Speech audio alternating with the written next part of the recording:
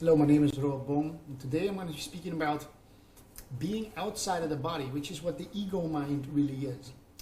You could call it the ego mind, the separate self, the identity, the personality, the person. I don't really care for what words you use. But technically speaking, the ego mind is a field, like a force field, external to the body. That is, most people live in the ego mind, which is outside of their body. Now, people think they're in their head and that you're in your body, but really, when you're not present, when you're not silent, when you're not still, you're actually outside the body. You're over here in this field that could be called, some kind of auric field outside the body. And this is the trick of the technology or the illusion or the delusion or the Maya or whatever you want to call it, whether you want to take it to the matrix level or just the spiritual level or whatever. The point is, although you're not the body, technically speaking, this is just a vehicle, it's just a body suit. The first step is to go back into the body, because when you go back in the body, you're closer to home than when you are outside of the body, which is where the mental, intellectual field of thinking takes place.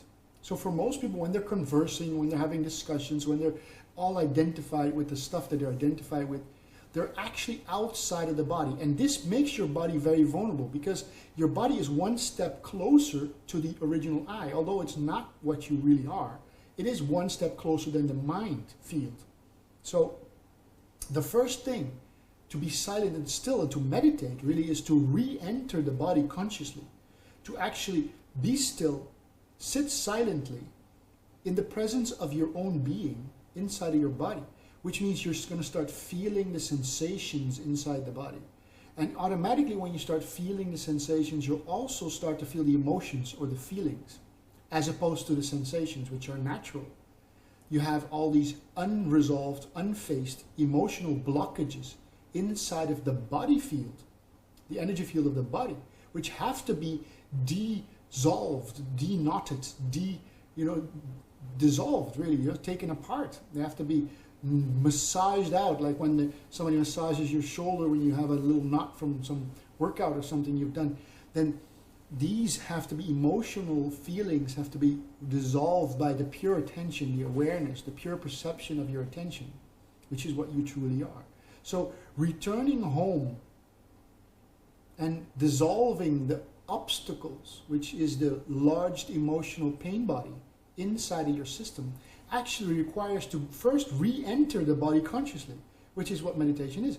Re-entering your body consciously, as in sitting still and feeling the sensation of your nose and your lips and your face and your hands and your feet.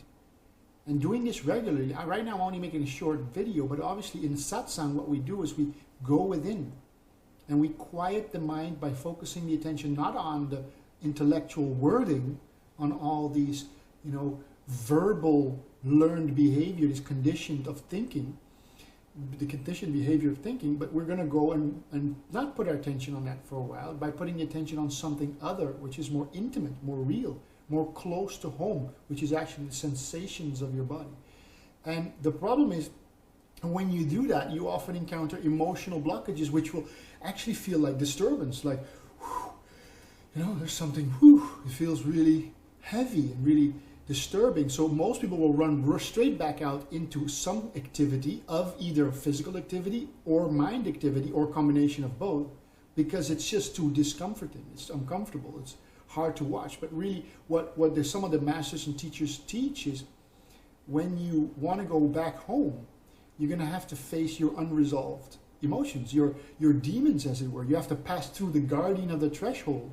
And these guardians are there to make sure that, well, if you want to be your true nature again, then you're going to have to face those things you built, your own demons or the skeletons in your closet, right? It's not really somebody else. It's not something else. It's you, what you have not faced. And so meditation is the process of stilling the mind by focusing it on something that is closer to home, your sensation, and then returning. And when you return, you will have to face some of your own unresolved stuff. And that you just keep and you hold to that space and allow the light of consciousness itself to dissolve the blockages that are there.